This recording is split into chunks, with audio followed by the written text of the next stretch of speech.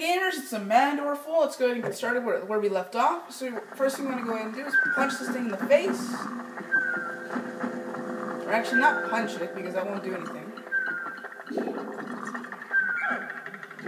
want one Pikmin with us. And it's not tough to get one Pikmin. I don't know how you can miss that. Go ahead and put one Pikmin on its face. Wake it up. And go ahead. Get ready for the fights of your life. And when she gets ready to shake, she's going to do that. Call your Pikmin back. And when she gets ready to do that, it means she's either going to turn and crush everything else that she hasn't crushed, meaning your Pikmin. Yeah, when she does that animation, it means the Pikmin are going to follow her and get crushed.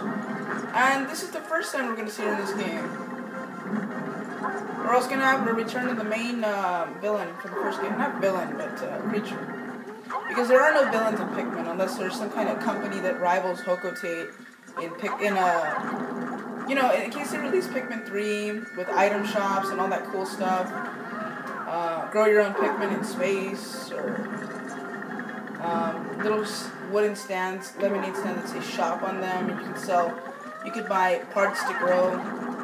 That'd be cool if they did a remake of the Harry Potter video game, for the PC.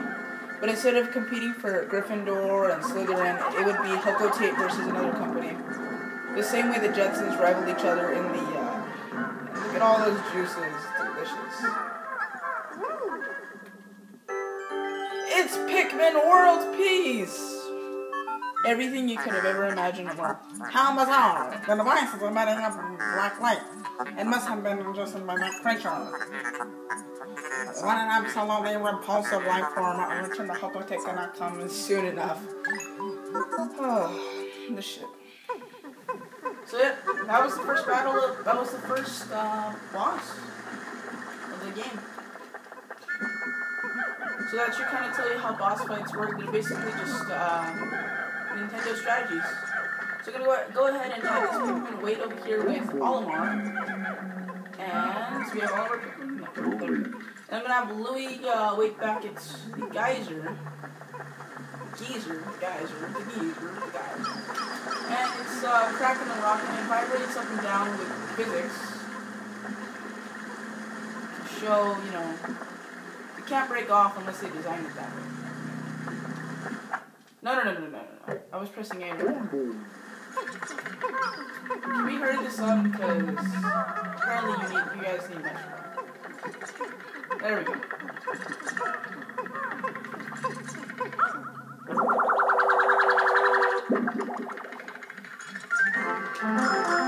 The Nintendo Love Tester. This is a device from the 60s that basically tests your compatibility by touching the knobs and powering it on. I don't know how it works, but it has some kind of metal that is conductive to the properties of human touch.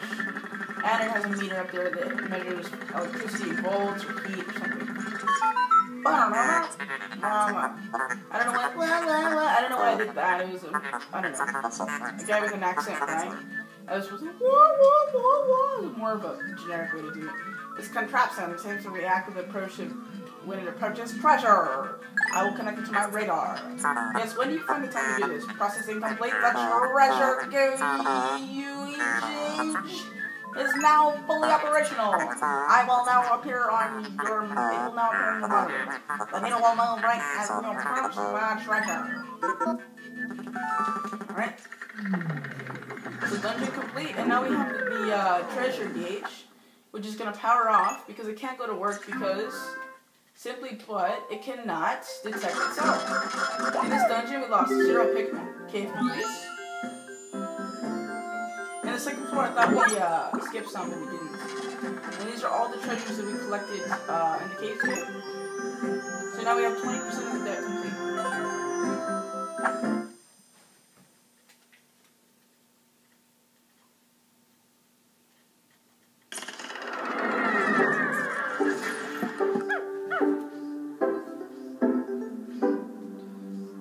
So there's still some time in the day.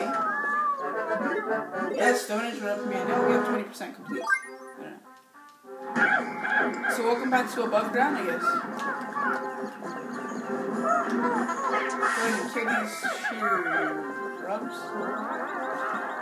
And now we had some remains that we left over here. But apparently they disintegrated while we were gone. So now that we have those purples, let's go ahead and explore over here.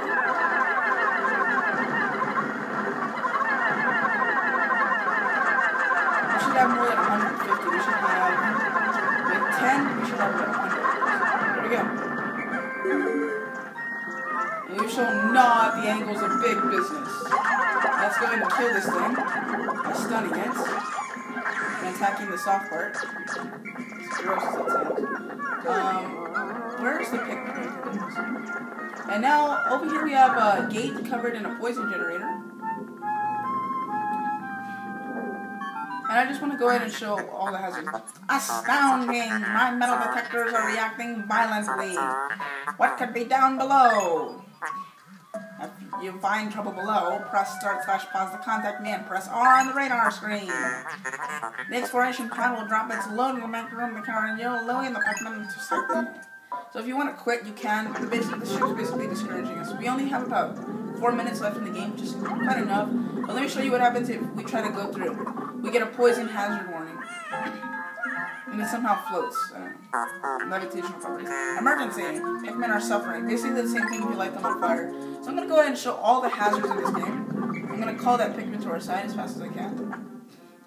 The White Flower Garden has poisonous hazards.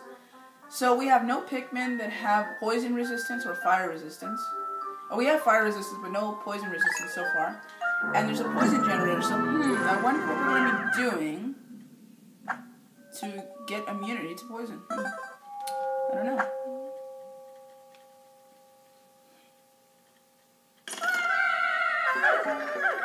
Now this looks, it looks as if it's, I don't know,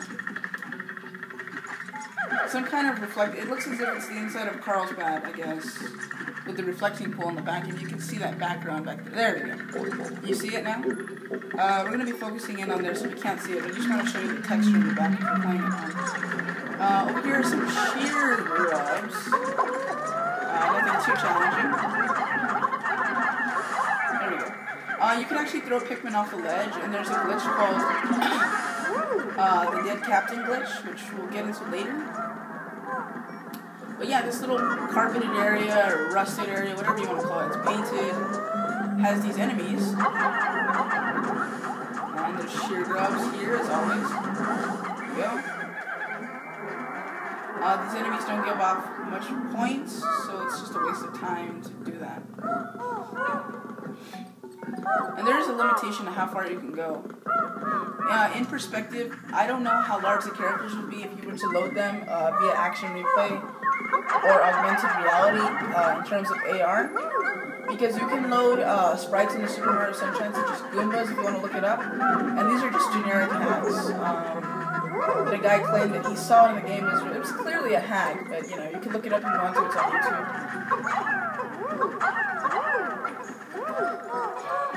Oh, poor pig, left out of the action.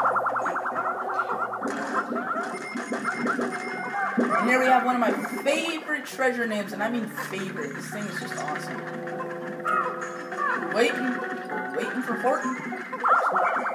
Come on, Horton. I'm gonna call the purple Pikmin Horton, since we didn't see any heroes in the final trial.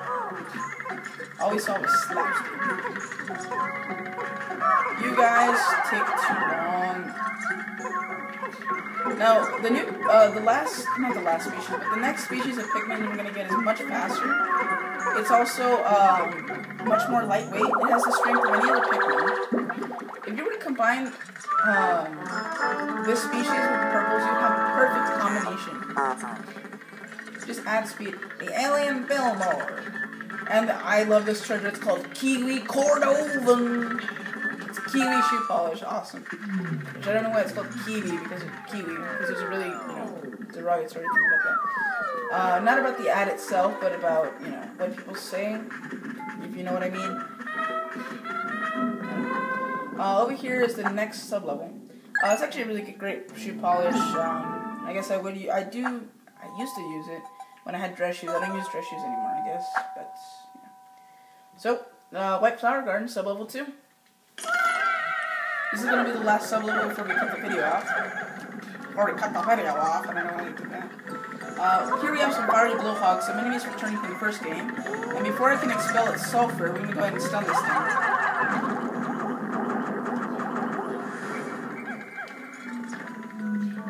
Nothing over here, maybe? No.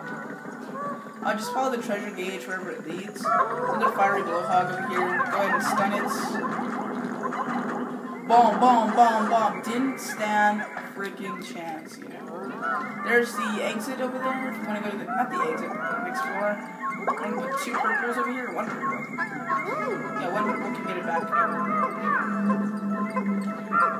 And we have our, speaking of 1 purple, what did I call you again? Horton, that's what it was. And we have the,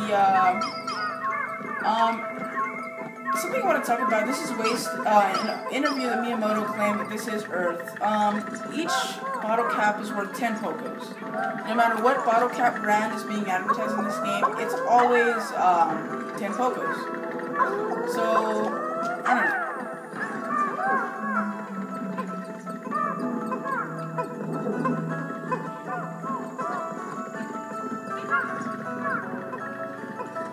So that means that 100 Pokos in value in 2004 to 2012, the rate of Pokos for a piece of tin is 100. So for a piece of tin with the ounce or the weight comparison of a bottle cap is worth 10 Pokos on its home planet. So that should give you a good comparison of how much each value is.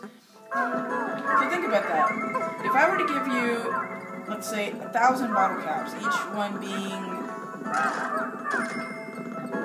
100, if I gave you 100 bottle caps, which each one having a value of 10, you would get 10,000 Pokos just from giving you my used bottle caps. So if we were to have a bottle cap sale drive, we could pay off their entire company debt. Another thing I wanted to talk about is that Hokotations are allergic to oxygen, which my belief is that any noble gas in the range between 1 and 8 on the periodic table would be considered poisonous to a Hokotation, or they would crush their lungs because of the size of their civilization. So there are certain noble gases that I believe, in my theory, that would kill the Hokotations. Oxygen is confirmed as one of them. So that does it for this episode. So anyway, we're going to start the next sub-level, and I'll see you guys then. If you enjoy my videos, subscribe. It's in the Mandorful Bakery button at the top. See you guys.